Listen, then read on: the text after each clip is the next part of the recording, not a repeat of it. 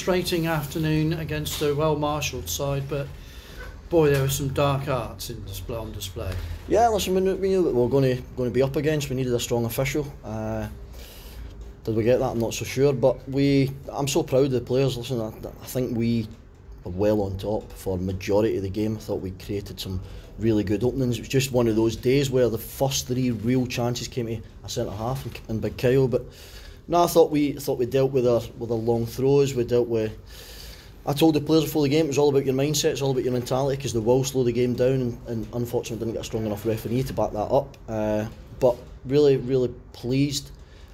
Deep down, a bit disappointed didn't win the game, but really pleased with performance. Given that you didn't have the width of Cisse or Odubey, I thought Hudson in particular slotted in neatly there. Yeah, we've got Huddy and Skins are two complete machines. They're really fit, they get up and down the pitch, they get up the pitch as fast as they get back it, so we had to just go with that. We felt as if with the 3 centre halves as well, with their long throws, that we could deal with that better. I don't think they caused as many problems, to be honest. Thought we dealt with it admirably.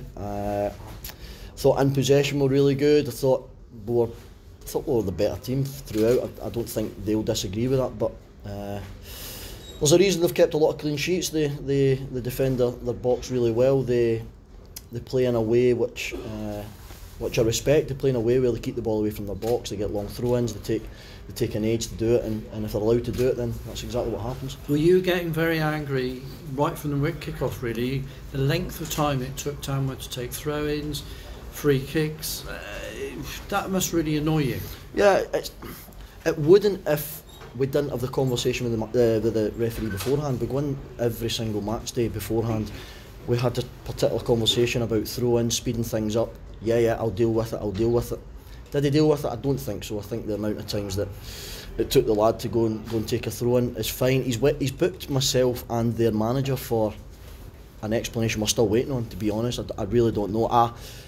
I'm guilty of getting a bit passionate at times, but in that instance, I don't know if there was people behind me and people behind their manager that was getting a bit irate with some decisions, and I think he's just booked both of us after 10 minutes as well. But some of the decisions were baffling, but let's not talk about the referees, let's talk about the players and how well they dealt with a team who's 12, 13 points clear at the top of the division. We were really dominant, to be honest. Andy Williams, I thought, probably fired up the most I've seen in him since he came back to the club. He looked a lot fitter today than I've seen for a while. Yeah, it's took time with Willow. Obviously he's had the injury, and we're trying to manage him as best as we possibly can.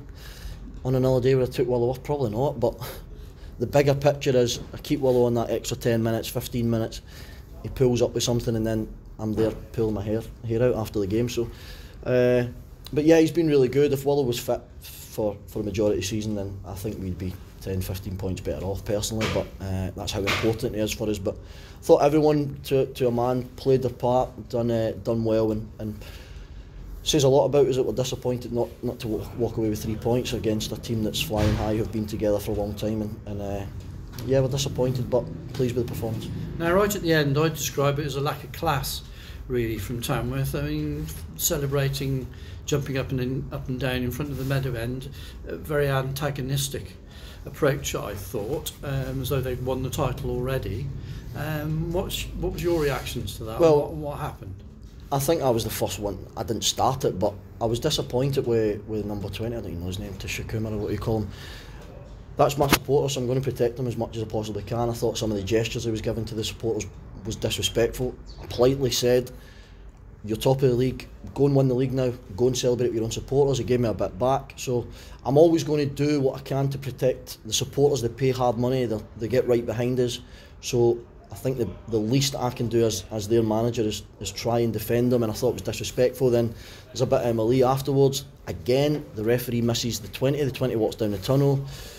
The referee then sends Lasana Mendes off, I believe. We're going to go in and speak to him and find out why that was. It was something the linesman seen. So the management, and fair play to the management, they didn't lack class. It was, I thought, a few of the players kind of let themselves down. They're top of the league. They've came to obviously a big club, and they've had their day out. And fair play, go and win the league now, but go and celebrate with your own supporters. Having said all of that, good attendance again, over 3,000 inside Edgar Street today, and you have another big game against Chester on Tuesday. They're all big games, but I'm pleased that we're sitting here, Keith, and we're talking about we've got another big game and we've got another one after that and we've got to win this one, rather than being a dead rubber. And I know the club's been like that the last few years, so to be here is to even talk about it is credit to everyone involved at the club, credit to the players, credit to supporters. I like to look at the tendencies in comparison to last year, and we're way above where we were, so I'm a big believer in supporters talk with their feet. They turn up when they feel there's a belief in the squad and everything we're trying to do. And my thanks to them is difficult to explain, but hopefully they can see that how annoyed I got at the end with how disrespectful they were. That's our appreciation to them. And finally, Cisse and Otibe, how close are they to being back in contention for Tuesday? Cisse, we've managed to get a scan last week. We're waiting on results. It can take up to a week, to be honest. We've tried to fast track it, but we're waiting on that. So hopefully, I'd imagine now, because it's the weekend, it might be Monday the earliest. Cisse's still got a problem with his toe. The swelling's just constantly in. It's not going down. So we'll have to manage that and see where we're at for Tuesday. But we'll dust ourselves down and we'll go again Tuesday. Thanks for your time. Cheers. Was the other day, is he close to coming back?